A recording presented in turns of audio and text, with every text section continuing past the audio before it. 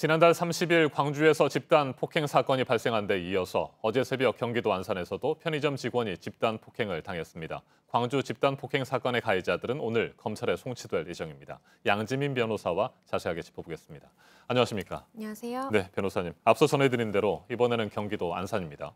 광주 집단 폭행 사건에 대한 공분이 채 가시기도 전에 또 집단 폭행 사건이 발생을 했어요. 네, 그렇습니다. 안산에서 어제 오전 한 8시경 정도에 발생한 사건인데요.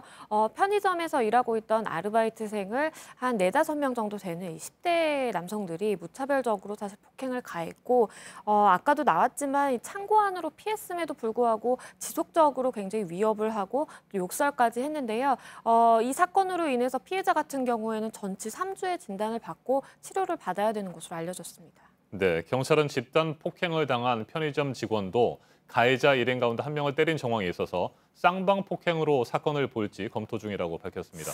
광주 집단 폭행 사건의 피해자도 쌍방 폭행으로 입건이 된 상태고요. 이처럼 한 사람이 여러 명에게 집단 폭행을 당했는데도 쌍방 폭행으로 사건이 처리되는 경우가 많습니까?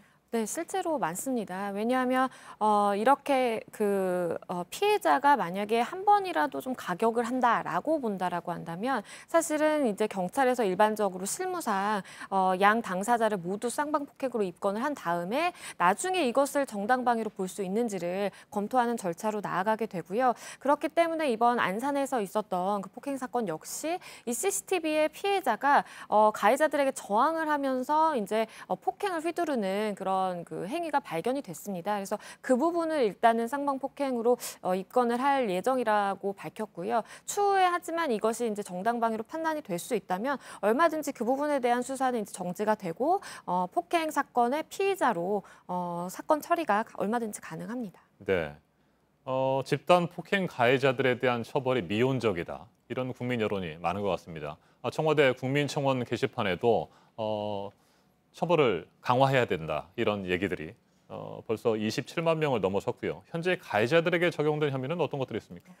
광주 사건의 이제 가해자들 같은 경우에는 폭력행위 등 처벌에 관한 법률 위반입니다. 그래서 거기서 이제 집단 상해가 있는데요. 집단 상해 같은 경우에 일반적으로 형법상 상해죄보다 형량의 2분의 1을 가중해서 처벌을 할 수 있기 때문에 이 조항을 이제 적용을 한 것이고요. 결론적으로는 원래는 상해죄는 7년 이하의 징역이지만 하지만 이렇게 가중 처벌을 하게 되면 10년 6개월까지 사실은 가능한 그런 형량이 됩니다. 그래서 일단은 가해자 7명 중에 지금 2명을 추가로 구속영장을 신청을 한 상황이기 때문에 지금 5명이 이제 구속이 돼 있는 상황이고요. 앞으로 사실은 적용 법조가 변경될 가능성이 있다라고 봅니다. 왜냐하면 지금 워낙 피해자가 입은 상해 정도가 중대하기 때문에 이것을 과연 이런 폭력행위 등 처벌에 관한 법률 위반으로 보는 것이 맞느냐, 조금 더 중한 그런 조항을 적용해야 되는 것 아니냐라는 얘기가 있기 때문에 얼마든지 수사 과정에서 조항은 추후에 변경될 수 있다고 생각합니다. 네, 말씀하신 대로 광주 집단 폭행 사건의 경우 현재 가해자 5명이 구속이 된 상태고요. 피해자 측 변호사는 살인 미수 혐의로 적용을 해서 처벌을 해야 된다. 이렇게 얘기를 하는 것 같은데 어떻게 생각하십니까?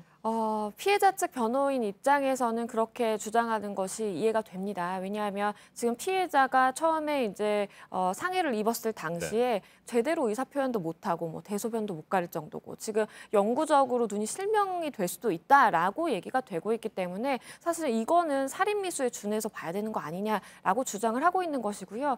실제로 폭행을 할 때 가해자들이 피해자가 살려달라라고 애원을 했음에도 불구하고 그 얘기를 무시하고 명시적으로 너 죽어라라고까지 얘기를 하면서 폭행을 지속했다라고 해요. 그리고 의식을 잃었음에도 불구하고 폭행을 했다라는 것은 이거는 이렇게 사람을 때린다면 이 사람이 죽을 수도 있는 거 아니냐라는 그런 점을 미필적으로나마 알았던 것 아니냐라는 취지의 주장을 한 것으로 보입니다. 네, 오늘 경찰이 사건을 검찰에 송치한다고 하는데 이 송치하기 전에 살인미수 혐의를 적용할지 여부를 결정하게 되겠군요. 변호사님 생각은 어떻습니까?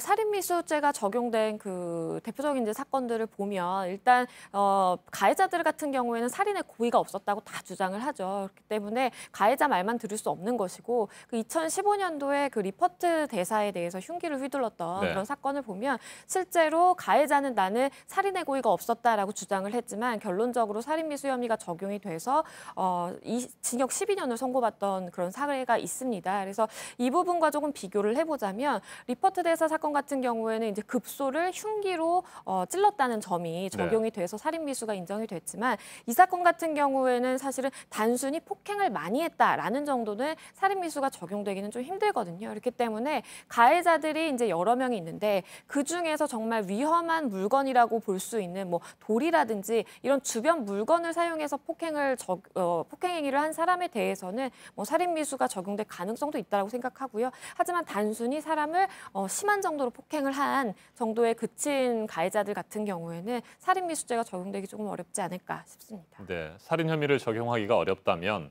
특수 중상해 혐의라도 적용을 하는 것이 옳다. 이런 법조계 의견도 있는 것 같은데 어떻게 네, 보십니까? 그렇습니다. 이 특수 중상해라는 것은 여러 명이 같이 하거나 아니면 위험한 물건을 사용해서 사람에게 중상해를 입혔을 때 성립하는 범죄인데요. 중상해라는 것은 정말 생명의 위협을 느낀다든지 아니면 뭐 영구적으로 난치나 이제 불구가 된 경우를 얘기를 하게 될 텐데요. 이 특수 중상해 혐의를 적용하는 것을 검토하는 이유는 그렇게 하는 것이 형량을 고려했을 때 국민의 법 감정과 맞을 수 있다라는 점 때문입니다. 왜냐하면 특수중상해 같은 경우는 20년 이하의 징역까지 가능하기 때문에 실질적으로 살인미수죄를 적용한 것과 같은 효과를 불러일으킬 수 있다. 그렇기 때문에 경찰에서 적극적으로 이런 부분까지 검토를 하고 있는 것으로 보면 되겠습니다. 알겠습니다. 여기까지 듣겠습니다. 양재민 변호사님 말씀 잘 들었습니다.